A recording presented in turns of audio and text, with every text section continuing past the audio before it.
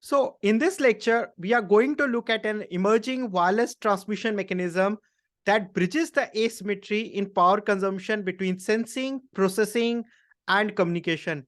And this mechanism is called backscatter communication. So backscatter communication is a low power technique that uses reflected signals to transmit data. And you can think of it as like a mirror reflecting a light. So generating light requires a lot of energy, but reflecting it through mirror does not. And by, for example, moving the river according to the bits that we want to send, we can encode information in these light reflections. And in a similar manner, backscatter communication uses an antenna to reflect radio waves. And this way, it avoids the power hungry active components that are typically required at the transmitter to generate radio waves. So backscatter communication is a technique that enables low power wireless transmission. And this technique works by modulating the reflection of an incident radio signal on an antenna. And the antenna can be switched between the two states, reflection and absorption. And by switching the state of the antenna according to the digital baseband signal, we can create reflections that carry the same information as the baseband signal. So the advantage of backscatter communication is that it does not require generating of radio waves, which consumes a lot of power. Instead, it only needs to change the impedance of the antenna. That means change the state of the antenna to absorb or reflect ambient signal. And this task of changing the state of the antenna can be done at sub-microwatts of power consumption. And this makes backscatter communication very suitable for energy constrained devices and applications. So let's look at the backscatter communication in action. So we have an ambient RF signal that is incident on an antenna, and the antenna is connected to a switch. And this switch is controlled by a digital baseband signal. That means a sequence of bits that we want to transmit. And this sequence of bits controls the state of the antenna to be absorbing or reflecting the ambient RF signal that is incident on the antenna. And this causes the antenna to generate reflected signal mimicking the digital baseband signal, which can then be picked up by another receiving radio device. And since the state of the antenna can be switched at some microwatts of power consumption, it gives backscatter ability to transmit at up to 10,000 times lower power consumption compared to the radios that we use in our day-to-day life. So we vary the state of antenna between absorbing and reflecting states, and commonly we perform this operation of reflection of ambient RF signal in the frequency band of 400, 900, or 2.4 gigahertz. These are ISM band where you don't need permission to perform wireless transmissions. So backscatter is not only useful for wireless transmission, but it can also be used for other applications. For instance, one of this recent work showed that by placing a backscatter sensor under the soil, we can measure the soil humidity levels. And how do we measure the soil humidity level? This is because the propagation time of the radio signals through the soil also depends upon the humidity of the soil. So by looking at this small variations in the propagation time of the radio wave as it goes through soil, we can actually estimate the humidity content of the soil. And why would you want to have these sensors under the soil to be using backscatter mechanism? And the reason is that if you, with backscatter communication, we can support transmission at very low power consumption. And that means that if these sensors are underneath the soil, we don't have to worry about replacing its battery often because its power consumption is very little. So backscatter enables wireless transmission with low power consumption, and it is great for IoT devices. However, backscatter is not a new mechanism. In fact, the first backscatter system was demonstrated back in 1945, and it was a device that we can call Great Sealbug. So it was an audio spying device that was backscattering audio from audio information. Moreover, if we look at the devices like RFIDs, which are one of the most widely deployed IoT devices, they are also based on the backscatter mechanism. So RFID tags are very simple. They are battery free and they have low power consumption due to backscatter mechanism. On the other hand, the reader device that actually transmits radio signals, which these RFID tags reflect, they are much more complex, powerful, and also expensive. So RFID tags are small devices that can transmit data wirelessly without using batteries, and they are often used to identify objects or place by sending sort of like unique identification information to this powerful reader device. So RFID tags work by harvesting energy from the radio waves that are emitted by this RFID reader device.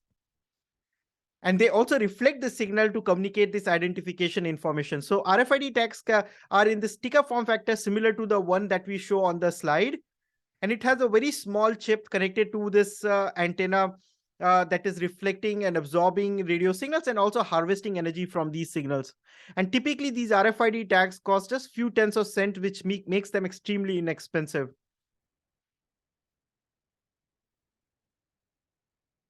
So typically RFID standards work in 3 different frequency bands, and they are used for different applications. But most commonly we are using RFID in the UHF and the high frequency bands.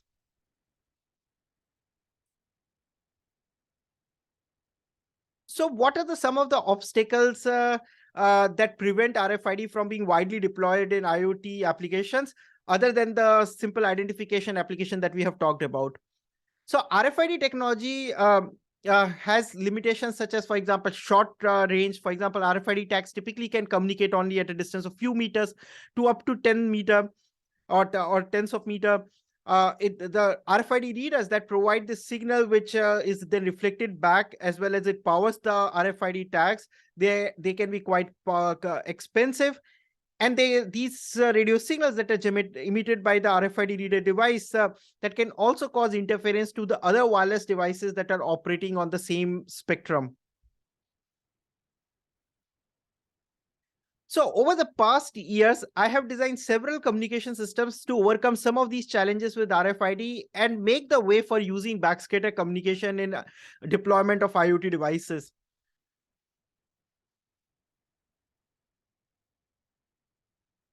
So one of the systems that I had developed is something called LoRea, and this was presented at ACM Census, which is a flagship conference in the area of Internet of Things.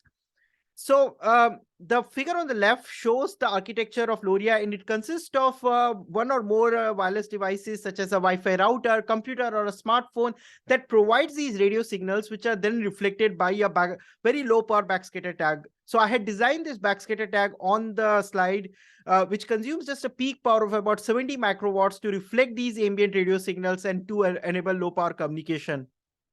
And the LoRea's main advantage was that it was able to achieve very large communication range compared to existing backscatter systems at the order of kilometers. And the entire system cost just few US dollars. And I will now talk about how we actually achieve this capability with the system LoRea. So unlike RFID reader that has a monostatic configuration, that means that you have the single reader device that generates a carrier signal, which is then reflected by the backscatter tag to encode information. In case of the LoRea system, we use something called the bistatic configuration.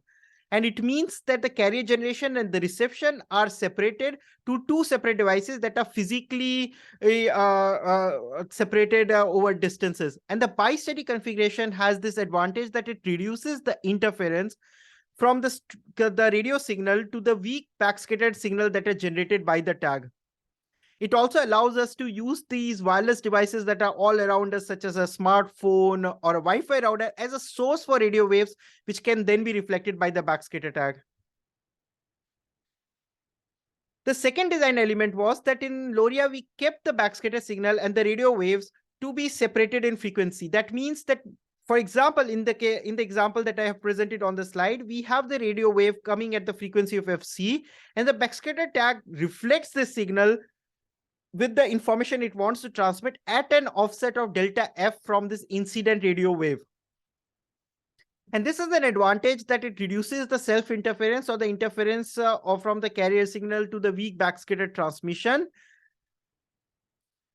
And it also allows us to use off-the-shelf radio transceivers to receive backscatter transmission. So by doing all of these design elements, we were able to reduce the interference from the ambient radio wave to the weak backscatter reflection by up to 50 to 70 dB. And we were able to reduce the cost of the infrastructure required to support backscatter transmission. So we didn't require an RFID reader, and we could use off-the-shelf radio for both generation of the radio waves and also receiving the backscatter transmission. So while this goes into a bit more technical detail and maybe beyond this particular course, but if you're more interested, I'll be very happy to sort of like for you to read the scientific paper that underlines the LoRea system.